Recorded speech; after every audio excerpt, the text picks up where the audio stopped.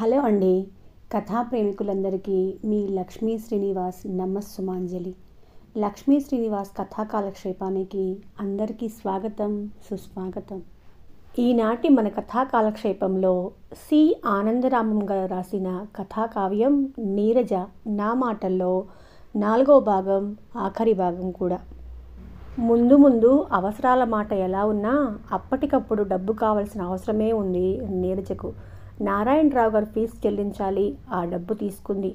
బాగా పొద్దుపోయింది, పదా నిన్ను మీ ఇంటి దగ్గర దింపి వస్తాను అన్నాడు రమణ్లాల్.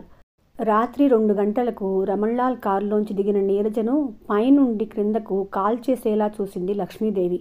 లక్ష్మీదేవికి సమస్తము చెప్పాలనుకునే వచ్చింది నీరజ. కానీ ఆ చూపులతో నీరజ నోరు మూతబడిపోయింది. ప్రభు మనసుకు చాలా ఆహ్లాదంగా ఉంది. అతడు ఇంకా హాస్పిటల్లోనే ఉన్నాడు. కానీ లేచి అటూ ఇటూ తిరుగుతూ ఉన్నాడు. ఎక్కడికి కదలకుండా ప్రభు దగ్గరే ఉండిపోవాలని ఉంది నీరజకు. కానీ రమణ్లాల్ ఇంటికి వెళ్లాల్సిన సమయం దగ్గర పడుతుంది. నిన్ను ఇంకొక వారం రోజుల్లో డిశ్చార్జ్ చేస్తా అన్నారు డాక్టర్ గారు. అవును, ఆ తర్వాత ఇక గుండె నొప్పి రాదని కూడా అన్నారు. నీరజ, ఒక రహస్యం చెప్పేయనా? నిన్ను మా ఇంటికి తీసుకొని రాగానే పెళ్లి చేసుకోవాలని అనుకున్నాను. కానీ ఈ గుండె నొప్పికి భయపడి అందుకు సాహసించలేకపోయాను. ఏమో ఏది ఎలా జరుగుతుందో అని. ప్రభు, ఆశ్చర్యపోయింది నీరజ. రోషంగా అంది. ఒకవేళ గుండె నొప్పి తగ్గలేదనే అనుకుందాం. నేను నిన్ను వదిలి వెళ్ళగలనని అనుకున్నావా? అనుకోలేదు. అందుకనే నా ఆలోచన నీకు చెప్పలేదు. ఉల్లాసంగా నవ్వాడు ప్రభు. ఇప్పుడు మనం ఇంటికి వెళ్ళగానే పెళ్లి చేసుకుందాం. హాయిగా నిశ్చింతగా బతుకుదాం. అనురాగంతో ప్రభు జుట్టులోకి చెయ్యి పోనిచ్చి దువ్వింది నీరజ. నీల్కాంత్ సకిలించటంతో నీరజ ఉలిక్కిపడి దూరంగా జరిగింది. ఆ సమయంలో నీల్కాంత్ రాకకు ప్రభు ఏమంత సంతోషాన్ని కలిగించలేదు. హలో అన్నాడు పొడిగా. సారీ, రాకూడని సమయంలో వచ్చినట్లుగా ఉన్నాను. నేను ఇంకొక అరగంటలో బొంబాయి వెళ్తున్నాను ప్రభు. 10 రోజుల వరకు రాను. అందుకే నిన్ను చూడటానికి వచ్చాను. వెళ్ళిపోతున్నావా? ఆందోళనగా అన్నాడు ప్రభు. అవును, ఏం? ప్రభు వెంటనే సమాధానం చెప్పలేకపోయాడు. అంతకు 4 రోజుల క్రిందట ప్రభు డాక్టర్తో తన ఆరోగ్యం గురించి మాట్లాడాడు. You are perfectly all right. మీకు జబ్బు ఇంక జన్మలో రాదు అన్నాడు నారాయణరావు. Bill ఎంతైంది doctor? ఆఫీస్లో కనుక్కోండి, అకౌంట్స్ వేసి ఉంచుతారు. ఆ రోజే ఆఫీస్లో కనుక్కున్నాడు ప్రభు. 1000 రూపాయల పైన ఉంది. ఇంత డబ్బు నీరజ ఎలా తీర్చగలదు? మళ్ళీ నీల్కాంత్ని అడగాలని అనుకున్నాడు. నీరజ ఎదురుగా నీల్కాంత్ను అడగటం ఇష్టం లేదు. కానీ అట్టే వ్యవధి కూడా లేదు. నీల్కాంత్, ఇప్పటికే నీకు చాలా రుణపడి ఉన్నాను. మరి 1000 అప్పుగా ఇయ్యగలవా? ఇదంతా వీలైనంత త్వరలో తీర్చుకుంటాను. ఉలిక్కిపడింది నీరజ. విస్తుపోయి చూశాడు నీల్కాంత్. నీకు సహాయం చేయటానికి ఎప్పుడూ సిద్ధమే. కానీ ఎందుకు నీకు డబ్బు? డాక్టర్ బిల్లు ఇవ్వాలి. అది నీరజ ఇచ్చేసిందిగా. నీరజ ఇచ్చిందా? పిచ్చివాడా, నీరజ ఉండగా నీకేం లోటు? నీరజ నీ కోసం ఎంత త్యాగమన్నా చేయగలదు. తన శరీరాన్ని అమ్ముకునైనా నీకు ఖరీదైన హాస్పిటల్స్లో వైద్యము చేయించగలదు. షటప్! నీల్కాంత్ చెంప పగిలిపోయేలాగా కొట్టాడు ప్రభు. అప్పుడే వచ్చిన లక్ష్మీదేవి ఆశ్చర్యంగా ప్రభు అంది. అంత దెబ్బ తగిలినా నీల్కాంత్ కష్టపెట్టుకోలేదు, కోపము తెచ్చుకోలేదు. చిరునవ్వుతోనే ఉన్నాడు. సారీ ప్రభు, నీకు తెలుసనే అనుకున్నాను. ఇదివరకు దొంగల చేతుల్లో పడి తిరిగి వచ్చినా ఎలా సహించావో ఇప్పుడు అలాగే అంతా అర్థం చేసుకొని ఊరుకున్నామనుకున్నాను. అయినా అమ్మగారికి అంతా తెలుసులే. నీకు తెలియకుండా ఎలా ఉంది? ప్రభు తల్లి ముఖంలోకి చూశాడు. ఆనాడు రమణ్లాల్ కారులోంచి రాత్రి 2 గంటలకు ఫ్రాక్తో దిగుతున్న నీరజ స్వరూపం లక్ష్మీదేవి కళ్ళ ముందు కదిలింది. కంపరంతో శరీరం జలధరించగా తల వంచుకుంది. నీల్కాంత్ కనీ కనిపించకుండా నవ్వాడు. ప్రభు, టేక్ ఇట్ ఈజీ. పాపం నీరజ, నీకోసమేగా ఇంత చేసింది.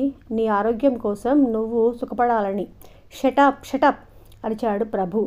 నీల్కాంత్ మాట్లాడలేదు. నీరజ శిలలా అలానే కూర్చుంది. ప్రభులో సహనం నశించిపోసాగింది. దెబ్బతిన్న పిట్టల ఆర్త స్వరంతో నీరజ, ఎందుకు చేశావు ఇలాంటి పని అన్నాడు. ఏం సమాధానం చెప్పాలి? ఏ ప్రాంతాలకు పారిపోయినా ఈ నీల్కాంత్ తనను వదులుతాడా? ఈ శాపం నుండి తనకు విముక్తి లేదు. ఈ సుడిగుండాలలోకి లాగటం తనకు న్యాయమేనా? అంత స్వార్థమా తనకు? ప్రభు లాంటి అమృతమూర్తికి తను అందించే ప్రేమ విలువ అంతమాత్రమేనా? నీరజ మాట్లాడకుండా అలానే కూర్చుంది. చిచి, ఇంతకంటే నేను గుండె నొప్పితో చచ్చిపోయినా ఆనందించేవాడిని. నీరజ లేచి నుంచుని వెళ్తాను అంది. వెళ్ళు, మళ్ళీ ఎన్నడూ ఇక్కడికి నా దరిదాపులకి తిరిగి రాకు. నీరజ ముందుకు కదిలింది. వెళ్ళగలుగుతున్నావా? కోపంగా అన్నాడు ప్రభు. నీరజ ఆగి శాంతంగా అంది. వెళ్ళగలుగుతున్నాను. ఇంక నీకు ఆ గుండె నొప్పి రాదని తెలుసుకున్నాను. ఎక్కడ ఉన్నా నువ్వు సుఖంగా సంతోషంగా ఉంటావన్న ధైర్యంతో వెళ్ళిపోగలను. నీరజ గుమ్మం దాటకుండానే వచ్చి అడ్డుగా నిలబడ్డాడు ప్రభు. నిన్ను వెళ్ళనివ్వను. నాకు నిజం చెప్పు నీరజ. మాటల్లోకి మార్చి చెప్పగలిగినదంతా నిజం కాదు ప్రభు. అంతకు మించిన నిజం మనసుతో అర్థం చేసుకోగలిగింది వేరే ఉంది. నన్ను వెళ్ళనెయ్యి. అదే మనిద్దరికీ మంచిది. ప్రభువును తప్పించుకొని వెళ్ళిపోయింది నీరజ. నీరజ తన దగ్గర ఉండిపోవటానికే వచ్చిందని తెలుసుకొని చాలా సంతోషించాడు రమణ్లాల్. కుంటి పిల్లవాడు ఆనందంతో చప్పట్లు తెరిచాడు. చివరకు వెర్రిబాగుల పిల్ల కూడా నువ్వు ఇక్కడే ఉండిపోతావా అని వెర్రిగా నవ్వింది. కుంటి పిల్లవాడిని వీల్ చైర్లో కూర్చోబెట్టి సాయంత్రం వేళ అటూ ఇటూ తిప్పుకొని వస్తోంది నీరజ. అలాంటి సమయంలో ఒకనాడు తనను ఎవరో పరిశీలనగా చూస్తున్నట్లు తోచి తను ఆ వ్యక్తిని పరీక్షగా చూసింది. తను చూడటం మొదలుపెట్టగానే ఆ యువకుడు అక్కడి నుంచి వెళ్ళిపోయాడు. ఎక్కడో బాగా చూసిన ముఖం అనిపిస్తుంది. ఎంత ఆలోచించినా గుర్తుకు రాలేదు. ఇంటికి వచ్చాక గుర్తుకు వచ్చింది. Police officer Murali. కలుసుకొని చాలా రోజులు కావటం వల్ల, మఫ్టీలో ఉండటం వల్ల వెంటనే గుర్తుపట్టలేకపోయింది. అయితే మురళి ఇంకా తనను అనుసరిస్తూనే ఉన్నాడన్నమాట. రమణ్లాల్ భార్య ఆరోగ్యం నానాటికి దిగజారుతూ ఏ క్షణంలో ఏం జరుగుతుందో అన్నట్లుగా ఉంది. ఆ రోజు ఆవిడ మరీ మూసిన కన్ను తెరవకుండా పడి ఉంది.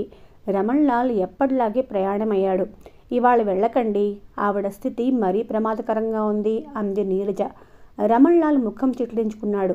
నేను ఉండి మాత్రం ఏం చెయ్యాలి? రమణ్లాల్ను తను ఆపు చేయలేనని గ్రహించింది నీరజ. పోనీ మీరెక్కడికి వెళ్తున్నారో చెప్పండి, అవసరమైతే కబురు చేస్తాను అంది.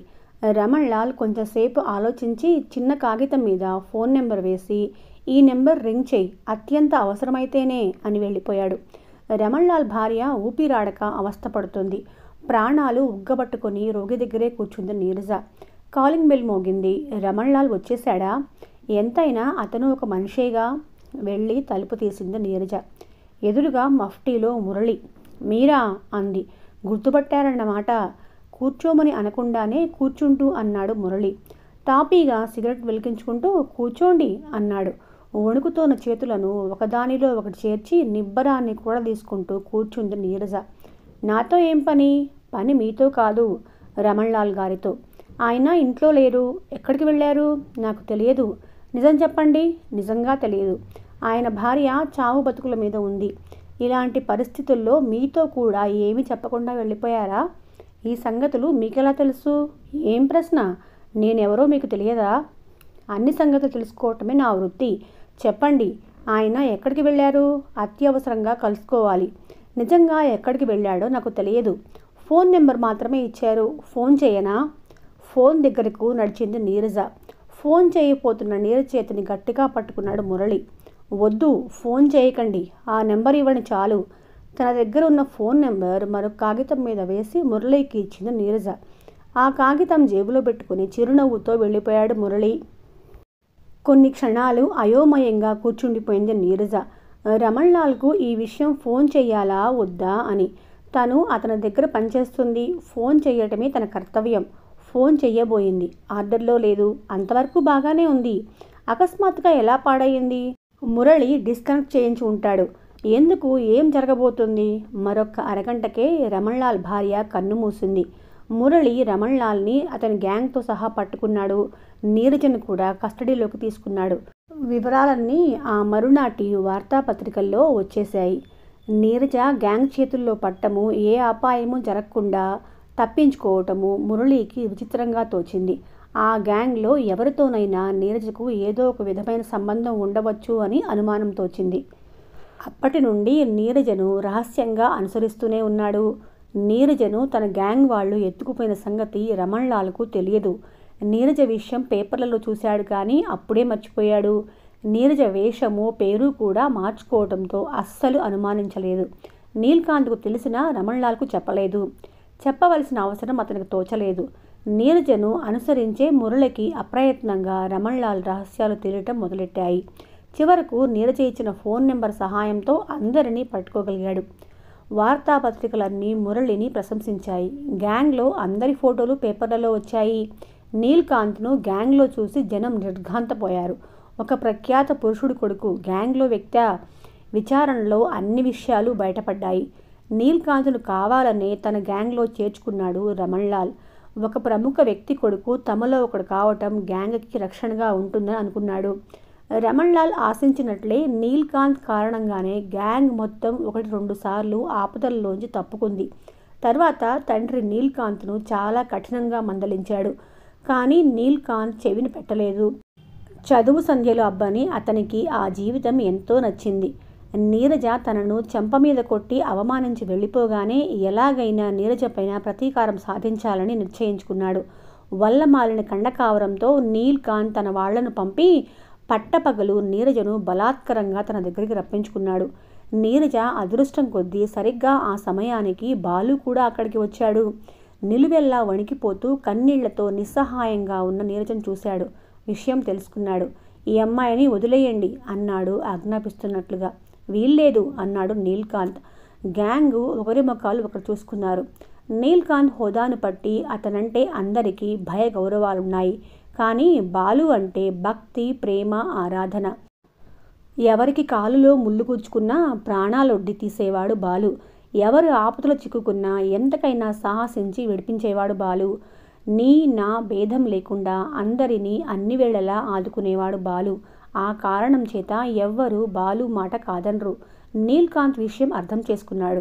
బాలు, జరిగిందేదో జరిగింది. ఈ విషయంలో ఇంక నువ్వు కలిగించుకోకు అన్నాడు. ఒక అమాయకురాలు బ్రతుకు నాశనం చేస్తానంటావా? నన్ను కల్పించుకోవద్దంటావా? నేను ఆ అమ్మాయి బ్రతుకు నాశనం చెయ్యను, పెళ్లి చేసుకుంటాను. ఉద్ధరించావు. ఆ అమ్మాయికి ఇష్టం లేకపోయినా పెళ్లి చేసుకోవటం ఆ బ్రతుకు మరింత నాశనం చేయటం కాదా?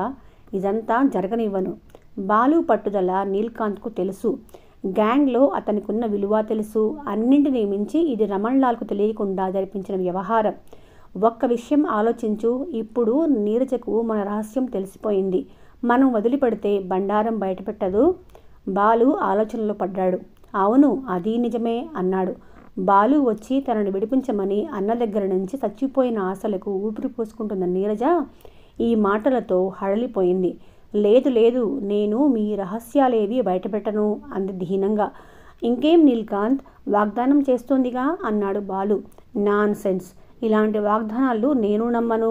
ఇక్కడి నుండి బయటపడ్డాక ఈ వాగ్దానం నిలబెట్టుకుంటుందని నమ్మకమేమిటి? మనం మనుషుల్ని నమ్మాలి నీల్కాంత్.